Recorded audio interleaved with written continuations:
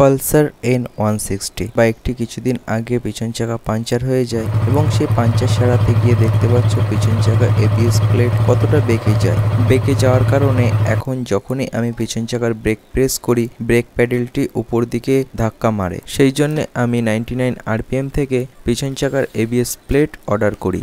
আমি এর প্রাইস এবং পার্ট নাম্বারটাও তোমাদের দেখিয়ে দিই। দেখতে পাচ্ছ বন্ধুরা, এর প্রাইস 78 টাকা। এরই সাথে আমি সেন্টার স্ট্যান্ড ডাম্পার অর্ডার করেছি, এরও প্রাইস ও পার্ট নাম্বারটা তোমাদের দেখিয়ে দিই। তো এটির প্রাইস 17 টাকা। বন্ধুরা, এই মুহূর্তে আমার বাইকে সেন্টার স্ট্যান্ডের এখানে কোনো রাবার লাগানো নেই, যেই কারণে যখনই আমি সেন্টার স্ট্যান্ড থেকে বাইকটি লাগাই কিছুটা এরকম আওয়াজ আসে।